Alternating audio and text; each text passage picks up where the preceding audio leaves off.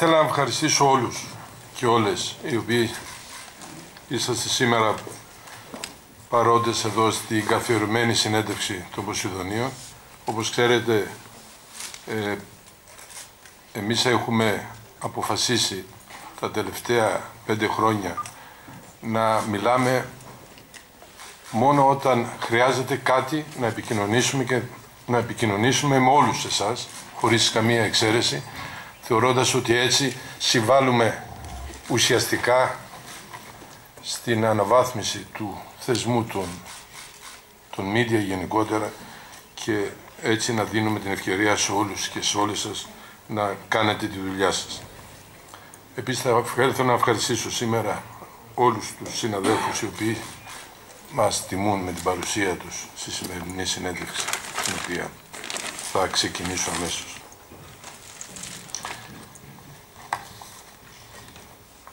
Σας ευχαριστώ πολύ για την παρουσία σας σήμερα στην καθιερωμένη συνέντευξη ενός Ελλήνων Εφοπλιστών στα πλαίσια του Διεθνούς Θεσμού της Ναυτιλιακής Έκθεσης των Ποσειδωνίων, που σήμερα ολοκληρώνει τις εργασίες της.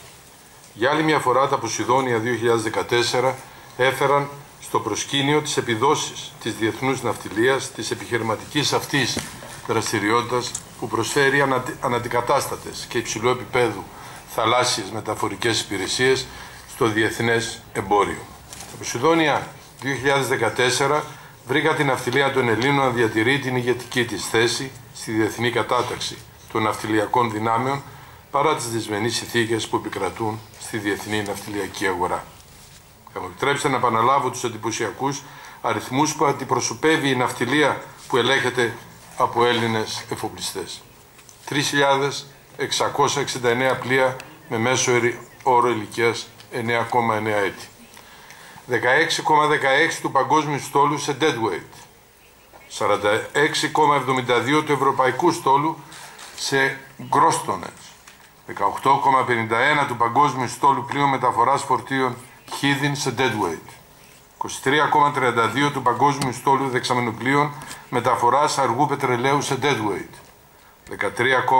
13,81 του παγκόσμιου στόλου μεταφοράς χημικών παραγόγων πετρελαίου. Τα νούμερα που μόλις παρέθεσα καταδεικνύουν το ρόλο του ελληνόκτητου στόλου στα ναυτιλιακά δρόμενα και τη στρατηγική σημασία που κατέχει τόσο για τη χώρα μας όσο και για τους εμπορικούς μας εταίρους. Θα ήθελα όμως να επικεντρωθώ στη σημασία της ναυτιλίας μας για τη χώρα μας. Εντός του 2013 δημοσιεύθηκαν 2 μελέτες με αντικείμενο τη σημασία της ναυτιλίας για την ελληνική οικονομία.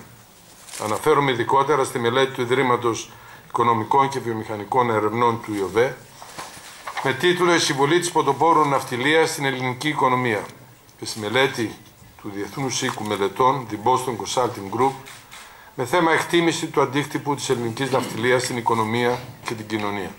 Και οι 2 μελέτες, ακολουθώντας κάθε μία τη δική της μεθοδολογία, καταλήγουν σε γενικές γραμμές στις ίδιες εκτιμήσεις και συμπεράσματα, χαρακτηρίζοντας την ελληνική ναυτιλία ως ένα από τους βασικούς πυλώνες της εθνικής οικονομίας, με ιδιαίτερη έμφαση στο σημαντικό ποσοστό συμμετοχής του ναυτιλιακού κλάδου στο ΑΕΠ, ποσοστό που τα τελευταία 2 χρόνια αντιστοιχεί σε περισσότερο από 7% του συνολικού ΑΕΠ της χώρας μας, καθώς και στην προσφορά μεγάλου αριθμού θέσεων εργασίας άνω των 192.000.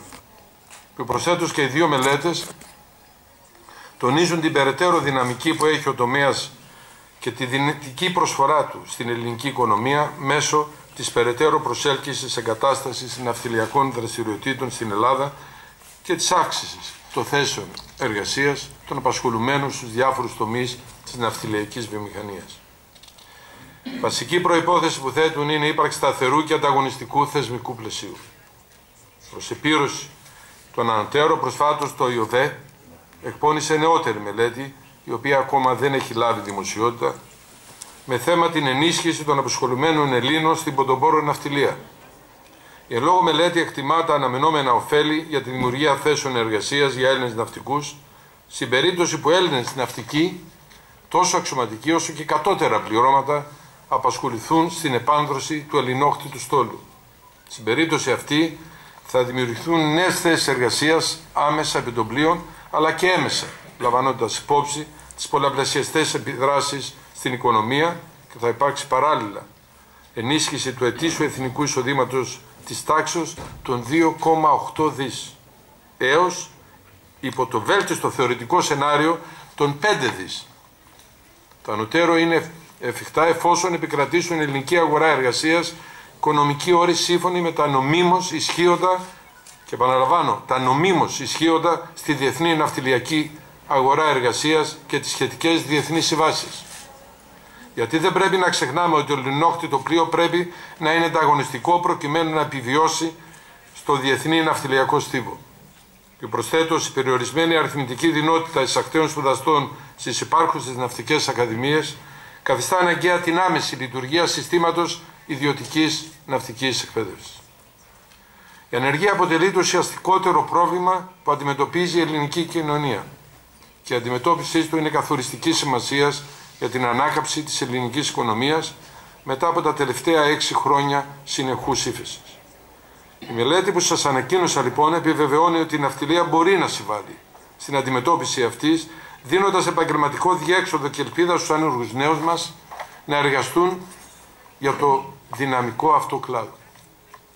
Τα Ποσειδόνια 2014 συνέπεσαν με την ελληνική Προεδρία του Συμβουλίου Ευρωπαϊκής Ένωσης, η οποία διανύει μια εποχή σημαντικών αλλαγών στη διακυβέρνηση των νομοθετικών οργάνων της. Πριν λίγες μέρες είχαμε την εκλογή των μελών του νέου Ευρωπαϊκού Κοινοβουλίου και σύντομα θα οριστούν οι νέοι επίτροποι. Όπως τόνισα ήδη και στην ομιλία μου την ημέρα των εγγενείων, παρουσία του Αντιπροέδρου της Ευρωπαϊκής Επιτροπής και Επιτρόπου Μεταφορών κ. Σιμ Κάλλας, η Ευρωπαϊκή Ναυτιλία πρέπει να αποτελεί κεντρικό πυρήνα των οραμάτων της ευρωπαϊκής πολιτικής. Η διατήρηση ενός ανταγωνιστικού στόλου υπό έλεγχο της Ευρωπαϊκής Ένωσης είναι υψής της σημασίας για την εξυπηρέτηση των οικονομικών, εμπορικών, ενεργειακών και στρατηγικών συμφερόντων της. Σε κάθε περίπτωση, απαραίτητη προϋπόθεση για την ανταγωνιστικότητα του κοινοτικού στόλου είναι η διατήρηση των υφιστάμενων κατευθυντηρίων γραμμών και τις κρατικές ενισχύσεις στις θαλάσσιες μεταφορές που αποτελούν εδώ και χρόνια το θεσμικό πλαίσιο λειτουργίας της κοινοτικής ναυτιλίας, έχοντας διαμορφώσει το αναγκαίο θεμιτό ανταγωνιστικό περιβάλλον για τις εθνικές ναυτιλιακές των κρατών μελών της Ευρωπαϊκής Ένωσης.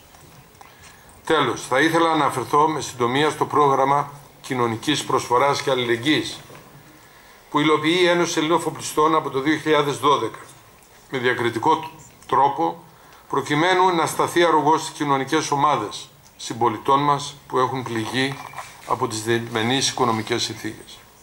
Πρωτοβουλίες ενώσεως έχουν πανελλήνιο χαρακτήρα και μέσα από ένα συστηματικά οργανωμένο μηχανισμό δικό μας προσφέρουν απευθείας στήριξη σε περισσότερο από 50.000 άτομα σε 110 περιοχές της πυρωτικής και νησιωτικής χώρας.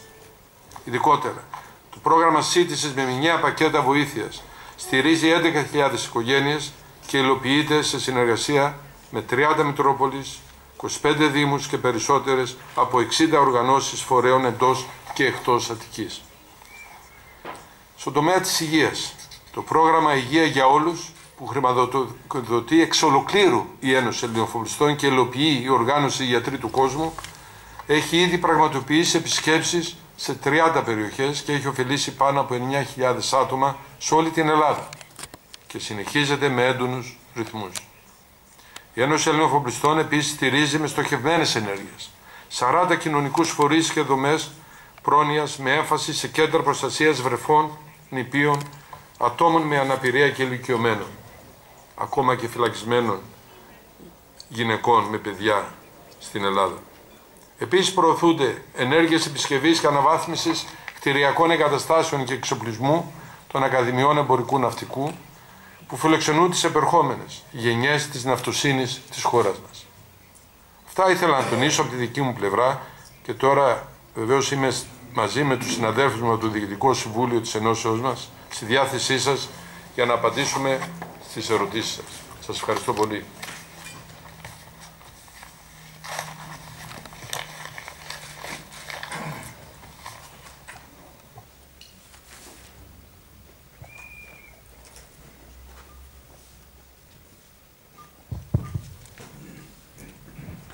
Καλημέρα σας. Στέφανος Παπανδρέου από περιοδικό Ελληναβή.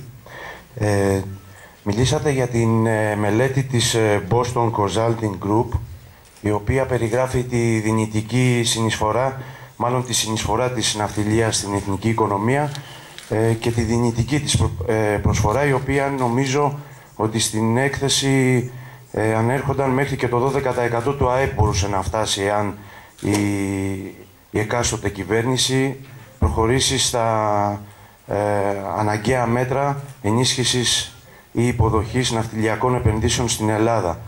Μιλήσατε για την ιδιωτική εκπαίδευση, η οποία θα μπορούσε να συμβάλλει στην αύξηση της συνεισφοράς της ναυτιλίας στο ΑΕΠ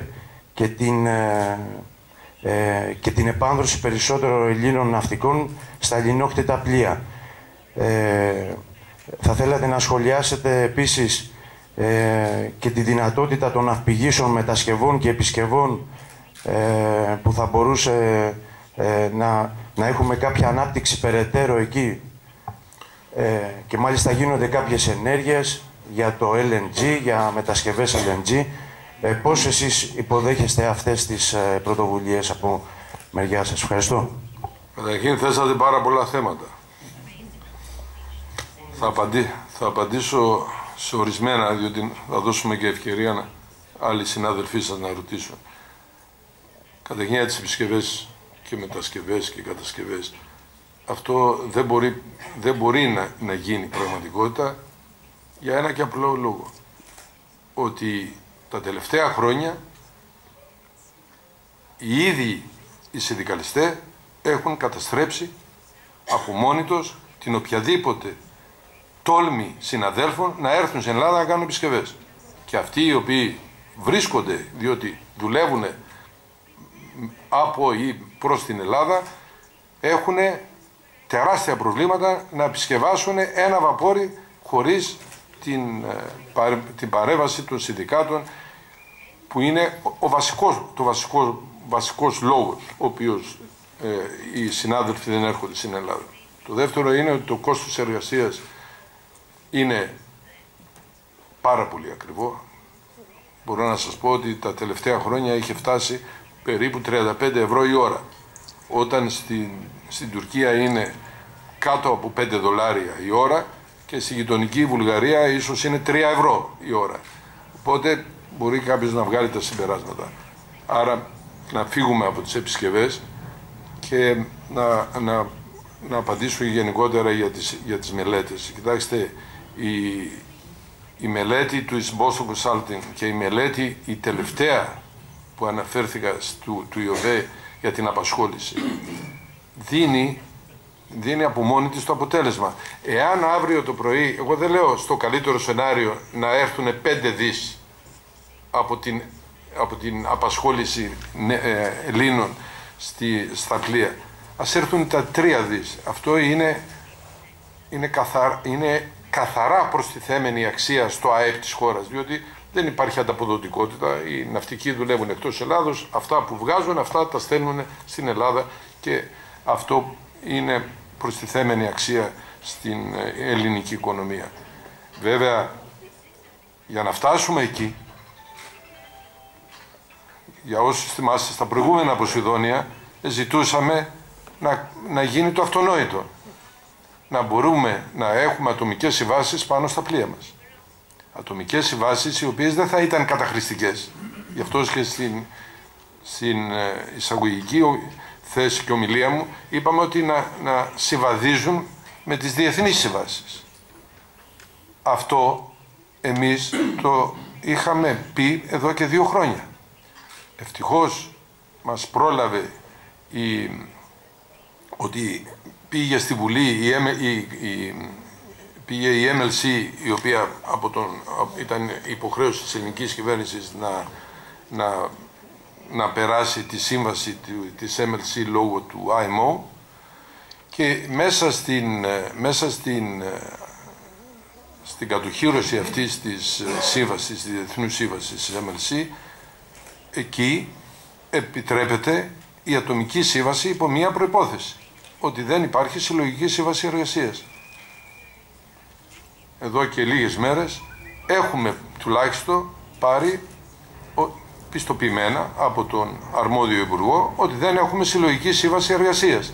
Βεβαίως, για να ολοκληρωθεί αυτή η προσπάθεια υπάρχουν ορισμένα θέματα τα οποία πρέπει να λύσουμε άμεσα με το Υπουργείο Εργασίας και το Υπουργείο Ναυτιλίας για να μπορούν οι συνάδελφοι να παίρνουν ελεύθερα Έλληνες ναυτικούς πάνω στα βαπορία. Και βεβαίως όταν αυτό ολοκληρωθεί ελπίζουμε μέσα στις επόμενες εβδομάδες, τότε θα μπορέσουν και τα νέα παιδιά να μπορούν να πάνε πάνω στα πλοία και να δουλέψουν όπως δουλεύουν οι οποιασδήποτε εθνότητες πάνω στα πλοία μας.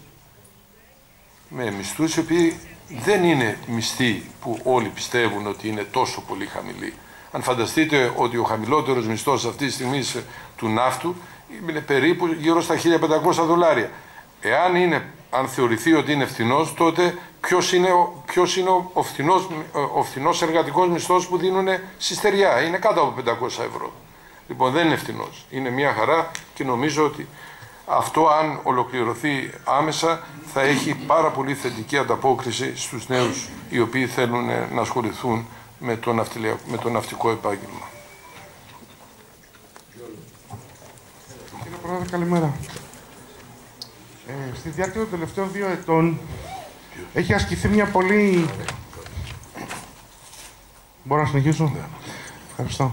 Λέω, στη διάρκεια των τελευταίων 2 ετών έχει ασκηθεί μια πολύ έντονη κριτική στην πλευρά της πρωτοπόρου ναυτιλίας προς την πλευρά σας σχετικά με τα φορολογικά θέματα, τόσο από το εσωτερικό, από πολιτικά κόμματα στην Ελλάδα, όσο και από κοινοτικούς εταίρους μας σε επίπεδο Ευρωπαϊκής Ένωσης. Θα ήθελα το σχόλιο σας. Καταρχήν να το χωρίσουμε στα εντός και στα εκτός συνόρων.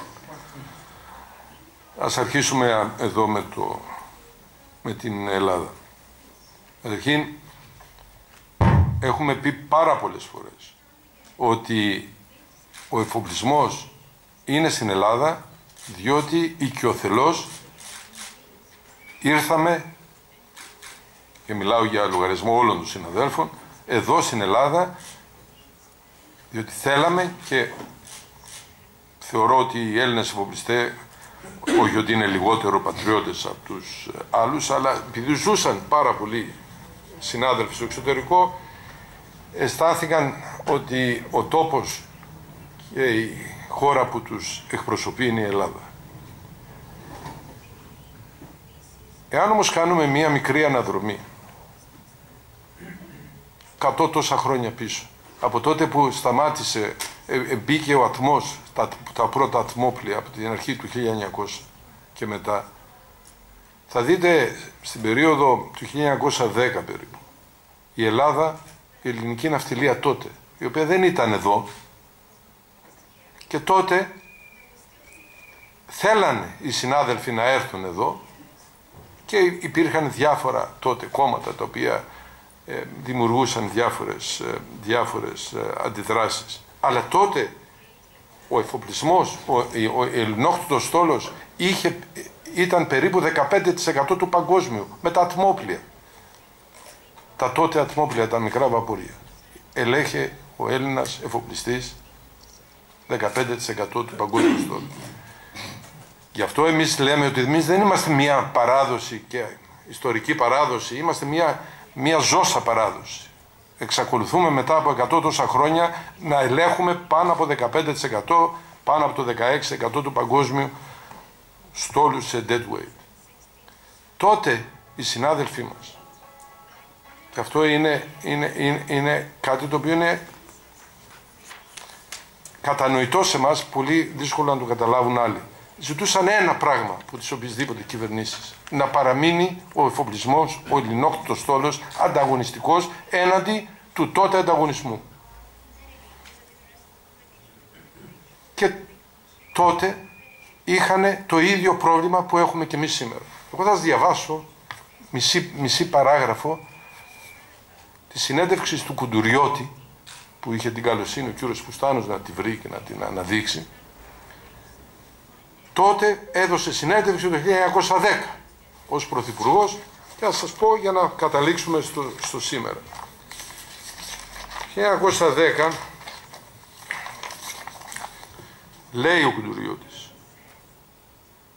Αλλά επλούτησαν, λέγουν οι εφοπλιστέ. Είναι θλιβερό γεγονός από της εθνικής απόψεως ή είναι το φωτεινό σημείο εις τη γενική δυσπραγία. Τον πλούτον οι εφοπλιστέ τον εσύναξαν εις την ξένη, δια της τόλμης τους, δια της θαυμαστής πρωτοβουλίας του, κατόρθωσαν μόνοι εξ όλων των Ελλήνων να παρουσιάσουν άξιο λόγου όργανο εκμετάλλευσης του διεθνούς πλούτου. Και συνεχίζει. Το 1910, πόσο επίκαιρο είναι. Να διαφυλάσσεται λοιπόν ο εθνικός πλούτος εις χείρας των ημεδαπών και να αποκομίζεται υπό τον ημετέρων πλούτος εκ της ξένης, δεν πρέπει να θεωρείται ως εφρόσινον εθνικών γεγονός κλπ. Με μεγάλη χαρά να σας δώσουμε ένα αντίγραφο αυτής της συνέντευξης. Αυτό λέμε και σήμερα εμείς. Εμείς λέμε κάτι πολύ απλό. Εμείς θέλουμε να παραμείνουμε ανταγωνιστικοί. Για να είναι ανταγωνιστική η ελληνική ναυτιλία, η ελληνόκτητος ναυτιλία, πρέπει η πολιτεία που μας φιλοξενεί να εναρμονίζει το θεσμικό μας πλαίσιο με βάση το τι συμβαίνει στο εξωτερικό. Είναι λάθος, τραγικό λάθος.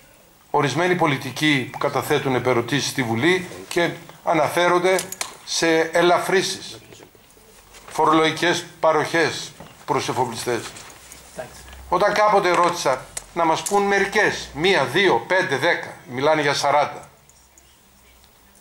Η μία φορολογική παροχή που κάποιος μου είπε, πολιτικός, βουλευτής, μου είπε ότι τα τρόφιμα και τα υλικά που μπαίνουν στα βαπόρια, αν έρθουν στην Ελλάδα να πάρουν τρόφιμα και υλικά, είναι αφορολόγητα. Πρώτον, δεν ήξερα ότι είναι κοινοτική απόφαση και δεν είναι ελληνική απόφαση. Παρά τα αυτά, η Ελλάδα καλά έκανε και επικύρωσε αυτή την διαδικασία. Αλλά, εάν θέλει κάποιος αύριο να το καταργήσει, ας το καταργήσει. Το βαπόρι δεν θα σταματήσει στην Ελλάδα, θα προχωρήσει παρακάτω, θα πάει στο Γιβραλτάρ ή θα πάει στην Αίγυπτο ή θα πάει στη Μάλτα ή οπουδήποτε αλλού στην Ευρώπη και στον πλανήτη όλο και θα πάρει τα τρόφιμα πάλι transit, πάλι αφορολόγητα. Άρα ποιο είναι το όφελος, υπέρ ή κατά του εφοπλισμού. Αν αυτό θεωρούμε ότι έχουμε φορολογικές ελαφρύσεις, μα δεν έχουμε εμείς τίποτα διαφορετικό από ό,τι έχουν όλος ο πλανήτης. Εμείς έχουμε εφεύρει το τόνας τάξ σαν Έλληνες, είμαστε περήφανοι που αυτό το κατοχύρωσαν οι περισσότερες ευρωπαϊκές χώρες και το έχουν πάρει και οι περισσότερες μη ευρωπαϊκές χώρες διεθνείς, χώρες οι οποίες ασχολούνται με την ναυτιλία, όπως η Σιγκαπούρη και άλλες, οι οποίες έχουν το τόνας τάξη το δικό μας. Δεν έχουμε εμείς τίποτα διαφορετικό. Παρά τα αυτά, η εναρμόνιση του θεσμικού μας πλαισίου είναι κάτι το οποίο θα γίνεται και θα ζητάμε να γίνεται και στο μέλλον. Και θα ζητάμε να γίνεται ακόμα και αν βρίσκουμε ότι γίνονται και λάθη. Διότι πολλές φορές γίνονται λάθη από κυβερνήσεις. Μέσα στην άγνοια το τι περνάει κάποιος, κατά λάθος, μπορεί να επιβάλλει κάτι σε ένα ελληνικό πλοίο, το οποίο αυτό να είναι καταστροφικό.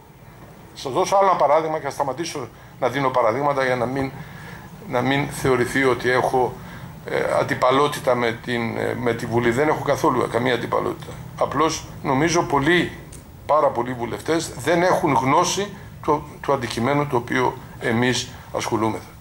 Ας δώσω ένα παράδειγμα το οποίο είναι χαρακτηριστικό.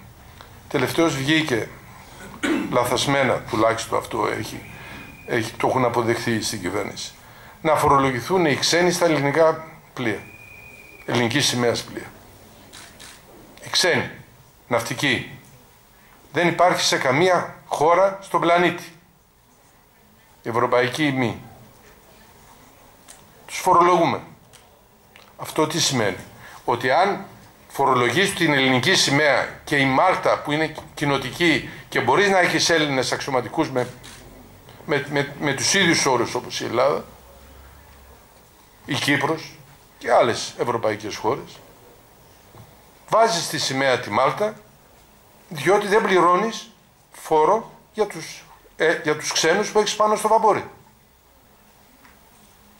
θέλει επιχειρηματικά πολλή σκέψη για κάποιον να πάει σε άλλη σημαία.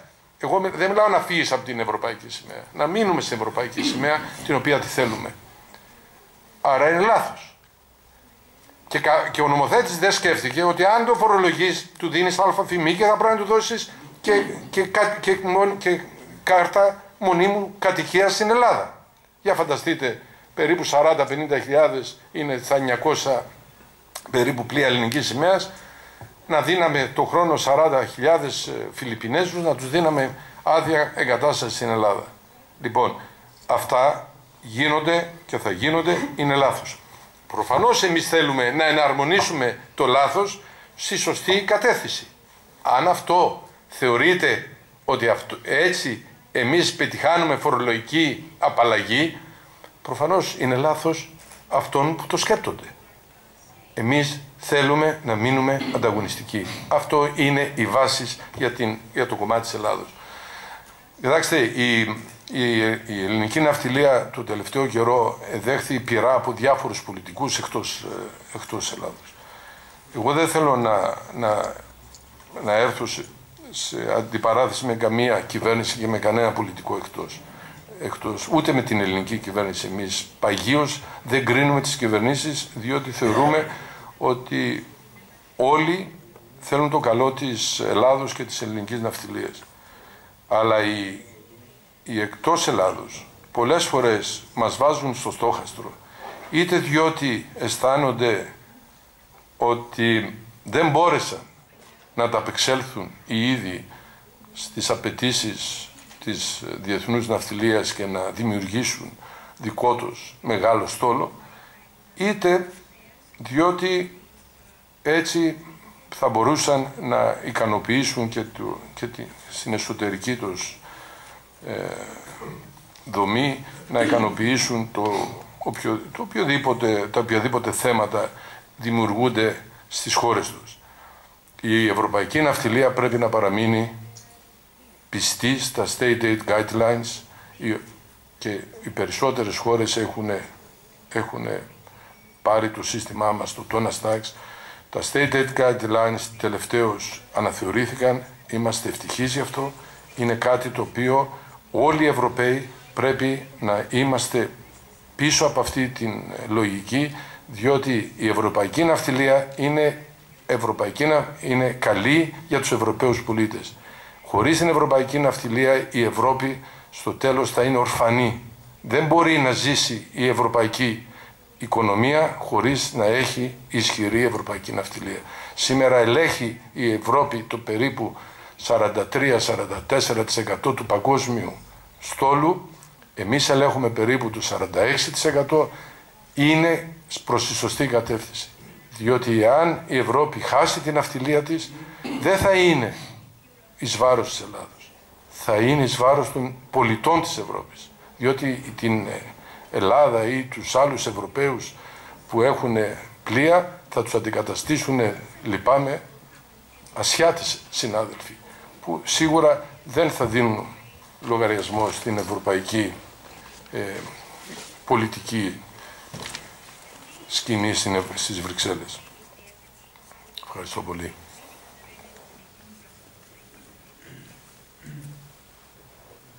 Ναι, εδώ κύριε Πρόεδρε. Αν και ουσιαστικά απαντήσατε στο ερώτημα που ήθελα να σας υποβάλω, απλά θέλω να το συνεχίσω. Είπατε ότι ήταν λάθος αυτό από την πλευρά της κυβέρνησης και το έχουν καταλάβει ότι δεν πρέπει να φορολογηθούν οι αλλοδαποί στα υποελληνική σημαία πλοία. Πού βρισκόμαστε όμως, γιατί ακόμη ισχύει, δεν έχει αποσυρθεί αυτό. Ευχαριστώ. Κοιτάξτε, αυτό ήταν κάτι το οποίο, για να είμαι ειλικρινής, ούτε εμείς το είχαμε εντοπίσει. Αυτό έγινε στο φορολογικό νομοσχέδιο πέρσι τον Ιούλιο. Και ήταν κάτι το οποίο ίσως σε πρώτο επίπεδο δεν καταλάβαμε τη σημασία και την επέκταση αυτού του φόρου και στα υποελληνική σημαία πλοία. Και βεβαίως μετά το Γενάρη που το ανακαλύψαμε εμείς και το αρχίσαμε να το συζητάμε, τότε κατάλαβα και στην κυβέρνηση ότι είναι ένα θέμα το οποίο δεν είναι προς τη σωστή κατεύθυνση, διότι μπορεί να πάρεις για 6 μήνες